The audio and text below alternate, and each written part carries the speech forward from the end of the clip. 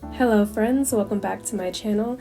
Today I'll be taking you through the process of me making my pour magnets. I'm deeply flattered and very happy with how well they've been received. I actually only have one left of the sets that I've already made, so thank you so much to those who have supported me. I hope that you continue to support my work and I hope that you love your magnets. So I wanted to take you guys through these steps because I know that I do show some of my process in my studio vlogs, but I wanted to show you specifically what I'm doing to create these magnets. It is a very hands-on process and I try to approach everything with the same amount of intention as I do my canvas pieces. I was hoping to create something that'd be a little bit functional, but still give people the same energy as my canvas pieces.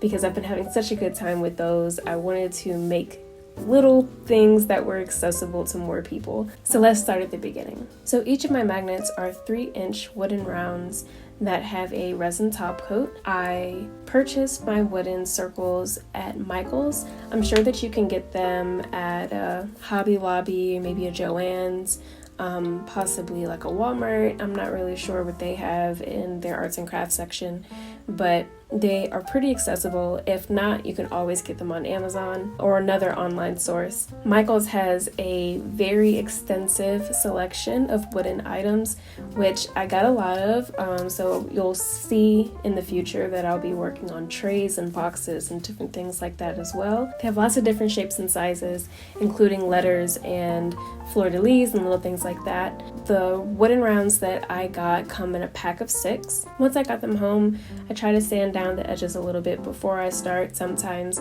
I'll save that step for after I finish the pour, but try to make sure that you have some sandpaper so you can take care of those little frayed edges that you may find. I've decided to split the magnets into sets of 3 and utilize similar color schemes or one focal color in all 3, and that's what makes them a cohesive grouping. Besides the fact that I use similar color schemes to keep them cohesive, I try to make sure that they're all their own individual paintings, and so I approach them as individuals. As you've seen, I'm a little bit more hands-on with my paint pours than just a traditional paint pour method, but I think that that gives my pieces a little bit more character and they feel truer to me and my style of art. Now, like many other paint pour artists, I just utilize Flotrol, water, and acrylic paint for my paint pours. I did mention that I like to use glow-in-the-dark paint, so I make sure I have that on hand as well.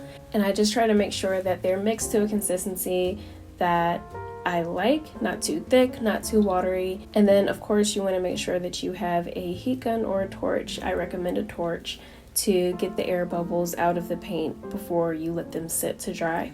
It usually takes about a day or 2 for the paint to dry completely, especially depending on the thickness of the layer. But once the paint is completely dry, I go ahead and mix the resin, and I try to pour the resin for multiple magnets instead of just doing one at a time. That way I waste as little resin as possible. Unfortunately, it's a little inevitable to waste a little bit just because the resin will get stuck to the side of the cup and then eventually it'll settle, but no harm, no foul. For the resin, I use the art resin that I purchased on Amazon. This is 8 fluid ounces for, I want to say it was like $30. This round I've purchased a less expensive resin but still has really high reviews, so once I try that out I'll let you guys know how I like that brand. But for my first time using resin, I thought this was a great way to start. This brand has a really strong reputation, especially amongst the fluid art community, so I trusted it enough to give it a go, and I'm really happy that I did. So the resin process is pretty straightforward. Once you have the resin mixed, I pour onto each magnet, make sure that I use a popsicle stick to make sure that the resin is covering the full surface area for each magnet, and then I use my torch to get the air bubbles out of the resin. So something that I do want to mention to you all, if you decide to do a project like this, or if you haven't worked with resin before, you do kind of have to watch it, because even though you get the bubbles on that first pass, sometimes the resin, after it's starting to cure and dry a little bit, will produce some more small air bubbles. So you just want to check it and just see if there's any other air bubbles that you might need to get out before it really gets into dry mode. But once the resin is dry, usually I'll let it sit for about a day so that the resin can dry completely, and then I'll go in with some sandpaper to take down the edges again on the sides, especially because there tends to be bubbles of paint or bubbles of resin. I may need to carve off with like a little X-Acto knife just to get that bottom nice and smooth, or as smooth as I am able to get it. And then I like to paint the back of each of the magnets with one of the colors that are in the pour itself. Once that has dried, I do a glossy varnish on top and then let that dry. So once the back is completely dry, I attach the magnet. I personally use Gorilla Glue for my adhesive. It works really, really well for me. It's the strongest glue I've ever used, so I like it. I think it also really works well between types of material. So I test the magnets first to see which side magnetizes most effectively, and then the side that's weakest I mark with an X, and that's the side that I know to glue down. I just use a small amount.